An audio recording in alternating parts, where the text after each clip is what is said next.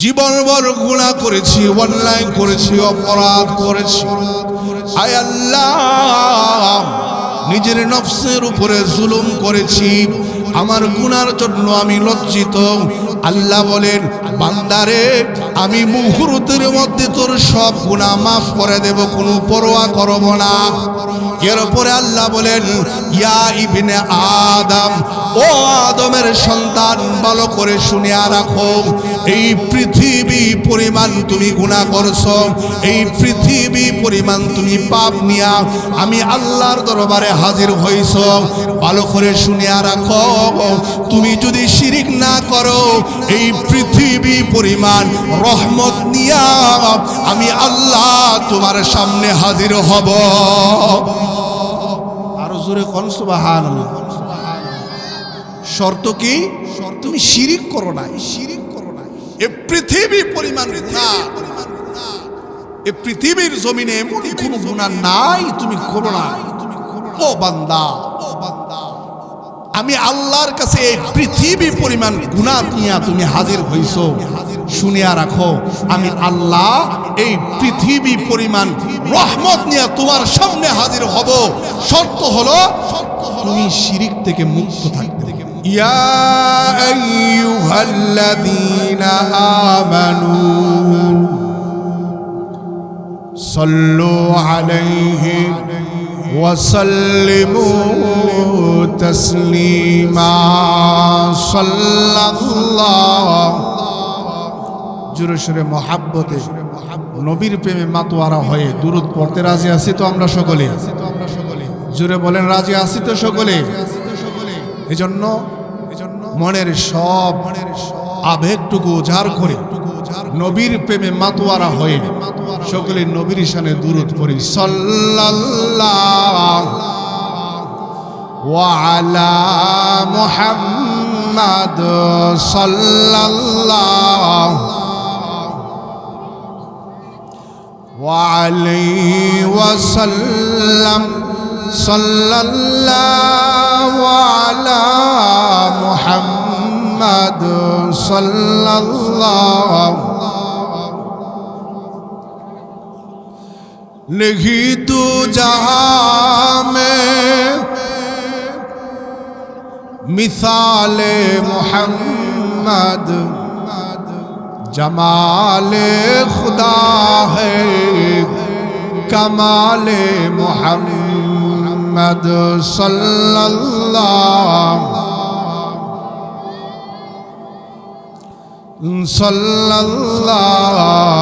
अलैहि वसल्लम। सल्लल्लाहु अला मुहम्मद सल्लल्लाहु। ला इलाहा इल्लल्लाह, ला इलाहा, ला इलाहा, জোরে বলি লা ইলাহা। ভাইজান এই কালিমা পড়বে যারা, কাজে লাগবে মরণ বেলা। এই কালিমার রৌশনীতে, এই কালিমার রৌশনীতে কবর হবে উজালা। লা ইলাহা, লা ইলাহা, লা ইলাহা,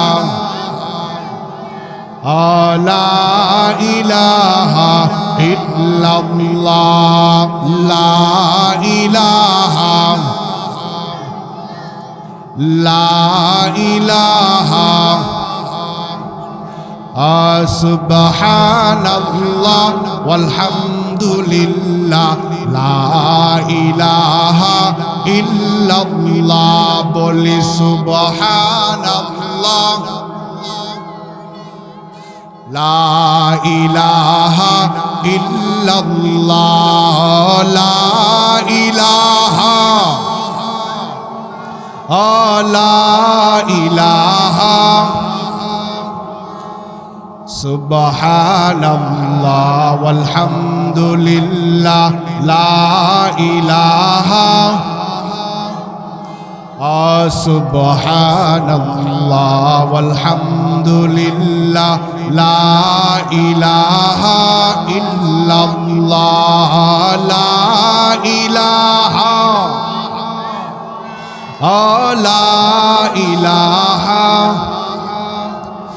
বলে হাসবি রব্বি জাল্লাল্লাহ মাফি কলবি গায়রুল্লাহ লা ইলাহা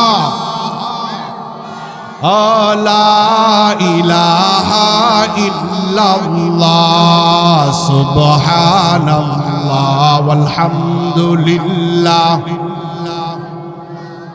জোরে জোরে জোরে জোরে লা ইলাহা ইল্লাল্লাহ লা ইলাহা লা ইলাহা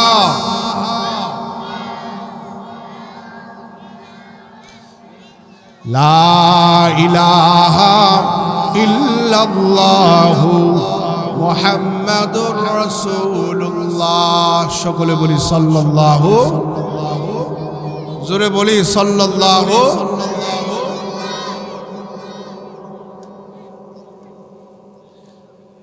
সাহেবনগর গ্রামবাসী উদ্যোগে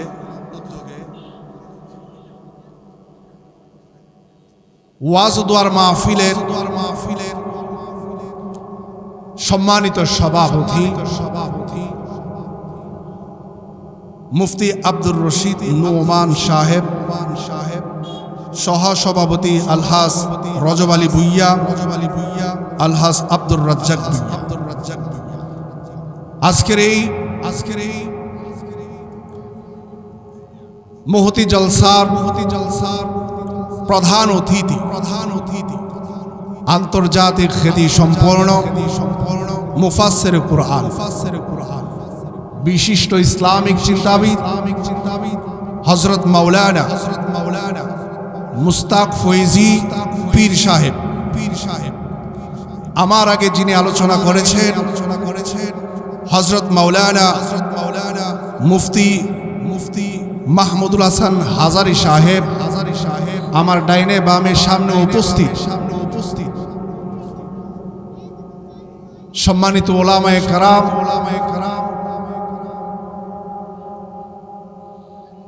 যুবক ভাইরা সাদা পাকনা দাড়িওয়ালা মুরব্বী বাবারা পর্দার আড়ালের মা ও বোনেরা আল্লাহ রাব্বুল আলামিনের দরবারে কালিমাতুশ শুকুর যে রব্বুল আলামিন দুনিয়ার সমস্ত কর্মব্যস্ততা থেকে ফারেক করে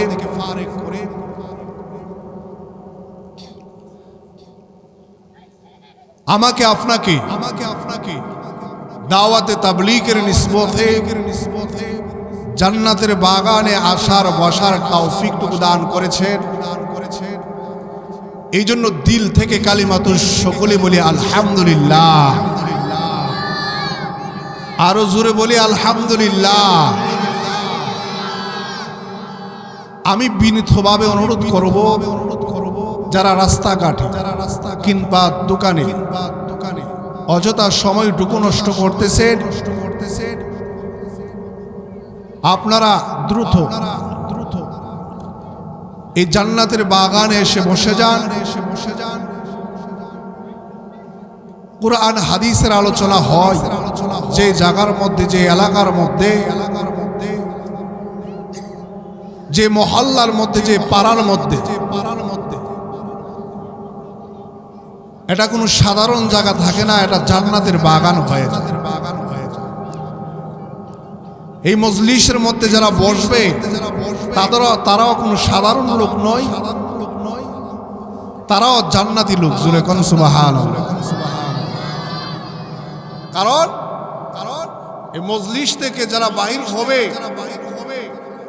যাদের নিয়ত, যাদের ইখলাস ঠিক থাকবে, আল্লাহ তাদেরকে বেগুনাহ মাসুম বানায়া বাহির করবে। এজন্য আমি বলবো সময় নষ্ট না করে সকলেই জান্নাতের বাগানে এসে বসে যান। সম্মানিত হাজিরিন, আমি আপনাদের সামনে সূরাতুল আনআমের 151 নম্বর আয়াতে কালিমা তেলাওয়াত করেছি। রাসূলের অগণিত আহাদিস থেকে একটি হাদিসে কারিমা তেলাওয়াত করেছি।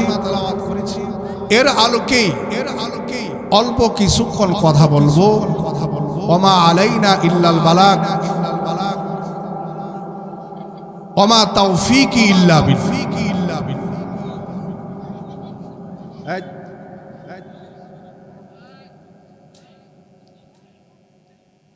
আল্লাহ সুবহানাহু তাআলা সূরাতুল আনআমের 151 নম্বর আয়াতের মধ্যে কিছু বিধানের কথা বলতেছে।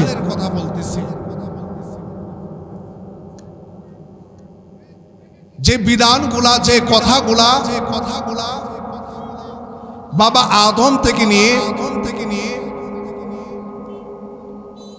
আমাদের নবী হযরতে মুহাম্মদুর রাসূলুল্লাহ সাল্লাল্লাহু আলাইহি ওয়াসাল্লাম পর্যন্ত যত কিতাব ছিল,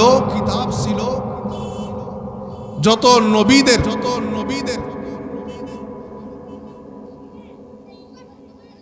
যত কথা ছিল, সমস্ত কথার মধ্যে এই কথাগুলো আছে।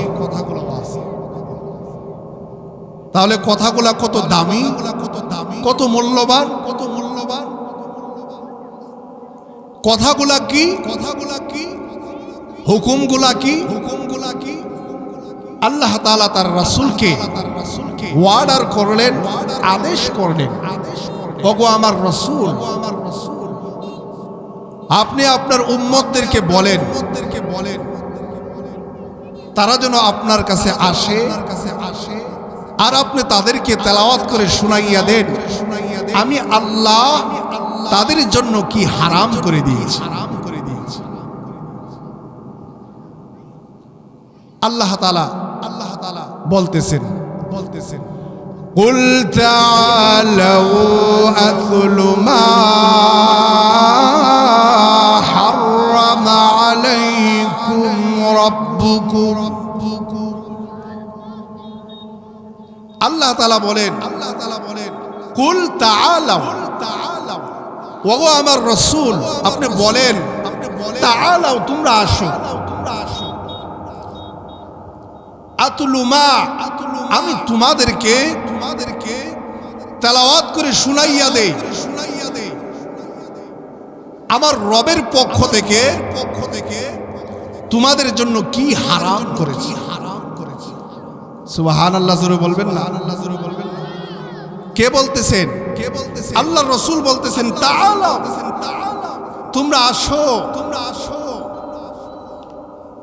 আতলু মা, আমি তোমাদেরকে তেলাওয়াত করে শুনাইয়া দেই হারামা রাব্বুকুম, তোমাদের রব, তোমাদের পরওয়ারদিগার আলম তোমাদের জন্য কি হারাম করেছে, কি নিষেধ করেছে। 1 নম্বর আল্লাহ বলেন আল্লাহ তুশরিকু বিহি শাইআ।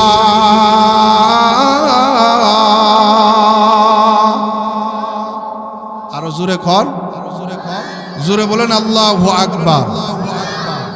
আরো জোরে বলেন আল্লাহু আকবার।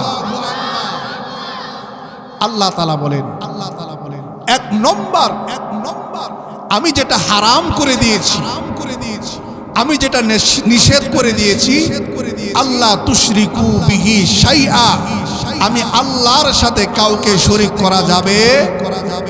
জোরে বলেন যাবে। আল্লাহর সাথে কাউকে শরীক করা যাবে। আল্লাহর নবী বলেন হাদিসে কুদসি, ইয়া ইবনে আদম, ও আদমের সন্তান ভালো করে শুনিয়া রাখো, মা দাআওতানি ওয়া রাজাউতানি, জীবনভর তুমি গুনাহ করেছো, অন্যায় করেছো, অপরাধ করেছো। আমি আল্লাহকে যদি পাল বলে ডাক দাও, আমি আল্লাহ তোমার গুনাহ মুহূর্তের মধ্যে মাফ করে দেব। ওয়ালা উবালি, কোনো পরোয়া করব না। মুহূর্তের মধ্যে আমি আল্লাহ তোমার গুনাহ ক্ষমা করে দেব। ওয়ালা উবালি, কোনো পরোয়া করব না। শুধু তাই নয়, আল্লাহ রাব্বুল আলামিন বলেন, ও আদমের সন্তান, ভালো করে জানিয়া রাখো, লাউ বালাগতা আলা সামাই, এমন পরিমাণ তুমি গুনাহ করছো, জমিন থেকে নিয়ে আসমান পর্যন্ত তোমার গুনাহ পৌঁছে গেছে। আমি আল্লাহর দরবারে যদি তুমি তওবা করো, আমি আল্লাহ রাব্বুল আলামিন মুহূর্তের মধ্যে তোমার গুনাহ মাফ করে দেব, কোনো পরোয়া করব না। জমিন থেকে নিয়ে আসমান পর্যন্ত গুনাহ আর গুনাহ, আনা সামাই, জমিন থেকে নিয়ে আসমান পর্যন্ত তোমার গুনাহ ভরে গেছে। পৃথিবীর জমিনে এমন কোন গুনাহ নাই তুমি করো নাই। যদি তুমি অনুতপ্ত হও, আমি আল্লাহকে যদি ডাক দাও আর বলো, রব্বানা যালামনা আনফুসানা ওয়া ইল্লাম তাগফির লানা ওয়া তারহামনা লানাকুনান্না মিনাল খাসিরিন।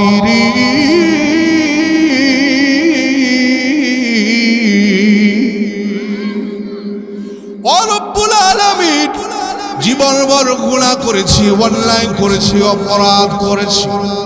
আয় আল্লাহ, নিজের নফসের উপরে জুলুম করেছি, আমার গুনার জন্য আমি লজ্জিত। আল্লাহ বলেন, বান্দারে, আমি মুহূর্তের মধ্যে তোর সব গুনাহ মাফ করে দেব, কোনো পরোয়া করব না। এরপরে আল্লাহ বলেন, ইয়া ইবনে আদম, ও আদমের সন্তান, ভালো করে শুনিয়া রাখো, এই পৃথিবী পরিমাণ তুমি গুনাহ করছো, এই পৃথিবী পরিমাণ তুমি পাপ নিয়া আমি আল্লাহর দরবারে হাজির হইছো। ভালো করে শুনিয়া রাখো, তুমি যদি শিরিক না করো, এই পৃথিবী পরিমাণ রহমত নিয়া আমি আল্লাহ তোমার সামনে হাজির হব। আরো জোরে কোন সুবহানাল্লাহ। শর্ত কি? তুমি শিরিক করো না। এই পৃথিবী পরিমাণ গুনাহ, এই পৃথিবীর জমিনে এমন কোনো গুনাহ নাই তুমি করো না। ও বান্দা, আমি আল্লাহর কাছে এই পৃথিবী পরিমাণ গুনাহ নিয়ে তুমি হাজির হইছো। শুনিয়া রাখো, আমি আল্লাহ এই পৃথিবী পরিমাণ রহমত নিয়ে তোমার সামনে হাজির হব। শর্ত হলো তুমি শিরিক থেকে মুক্ত থাকবে। শর্ত কি? শিরিক থেকে মুক্ত থাকবে। এই জন্য আল্লাহ সূরাতুন নিসার মধ্যে বলেন, ও পৃথিবীর মানুষ, ভালো করে শুনিয়া রাখো, আমি আল্লাহ রব্বুল আলামিন তোমাদেরকে বলতেছি, শিরিকের গুনাহ আমি আল্লাহ ক্ষমা করব না, মাফ করব না। এছাড়া যত গুনাহ আছে, আমি আল্লাহ রব্বুল আলামিনের কাছে যদি তওবা করো, আমি আল্লাহ রব্বুল আলামিন তওবা ছাড়াই তোমার সমস্ত গুনাহ আমি আল্লাহ ইচ্ছা করলে মুহূর্তের মধ্যে ক্ষমা করতে পারি। লিমাইয়াশা, আল্লাহ বলেন, আমি আল্লাহ ইচ্ছা করলে মুহূর্তের মধ্যে তোমার সমস্ত গুনাহ মাফ করতে পারি। কিন্তু বনি আদম, শুনিয়া রাখো, তুমি যদি আমি আল্লাহর সাথে কাউকে শরীক করো, তুমি যদি শিরিক করো, আমি আল্লাহ তোমাকে কশিনকালো ক্ষমা করব। জোরে বলেন, আল্লাহ ক্ষমা করবে।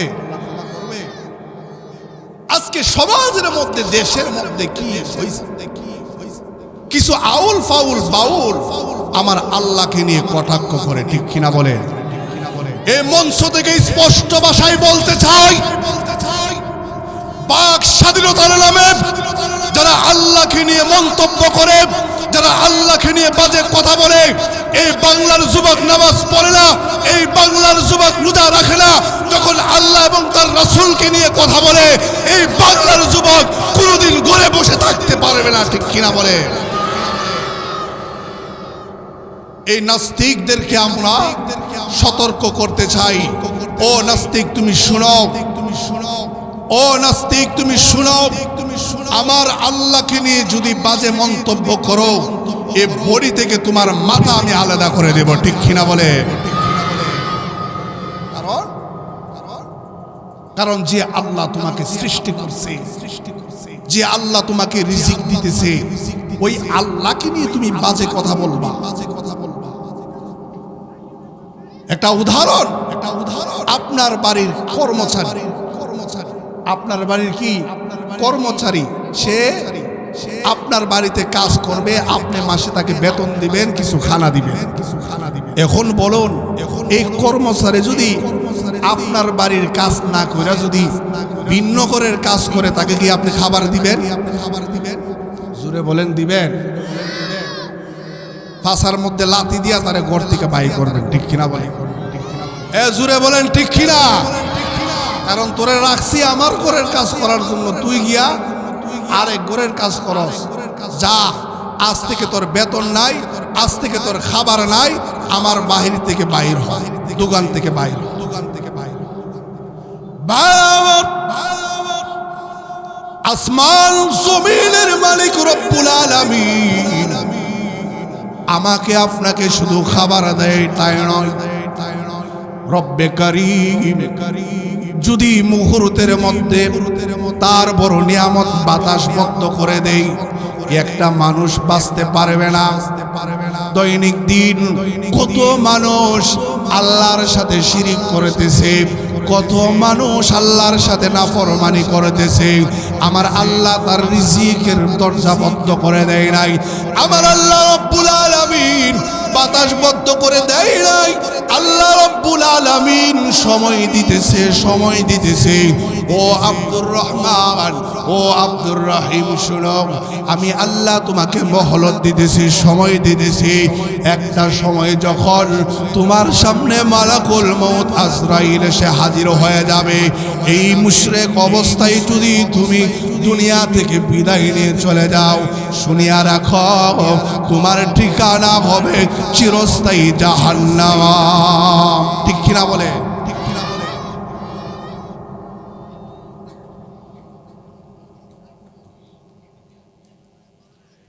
চিরস্থায়ী ঠিকানা হবে কোথায়? জাহান্নাম। এই জন্য আল্লাহ তাআলা সূরাতুল আনআমের মধ্যে তার রাসূলকে বলতেছেন, ওগো আমার রাসূল, আমি আল্লাহ যেগুলো হারাম করেছি এগুলো আপনি তাদেরকে তেলাওয়াত করে শোনাইয়া দেন। এক নম্বর হলো আল্লাহর সাথে কাউকে শরীক করা যাবে। জোরে বলেন, যাবে? আল্লাহর নবী রাহমাতুল লিল আলামিন হযরতে মুআজ ইবনে জাবাল রাদিয়াল্লাহু তাআলা আনহুকে সফরে পাঠাইলেন। এই মুহূর্তে নবীজি কিছু ওসিয়ত করলেন, কিছু নসিহত করলেন। এক নম্বর হলো, আরে মুআজ, আমি নবী তোমাকে বলতেছি, তোমাকে যদি কতল করা হয়, কিংবা ফাঁসিতে ঝুলানো হয়, কিংবা আগুনে পোড়ানো হয়, সাবধান, আল্লাহর সাথে তুমি কাউকে শরীক করতে পারবা না। আল্লাহর সাথে কাউকে শরীক করতে পারবা না। এই জন্য শিরিক সবচাইতে মারাত্মকতম গুনাহ, সবচাইতে জঘন্যতম গুনাহ। এই শিরিকের গুনাহ নিয়ে যদি কোনো মানুষ ইন্তেকাল করে, এই শিরিকের গুনাহ নিয়ে যদি কোনো মানুষ দুনিয়া থেকে বিদায় নেয়, আল্লাহ রব্বুল আলামিন বলেন, কশিনকালেও আমি আল্লাহ রব্বুল আলামিন শিরিকের গুনাহ ক্ষমা করব না। শিরিকের গুনাহ আল্লাহ কি করবে না? সকলে এদিকে মনোযোগ।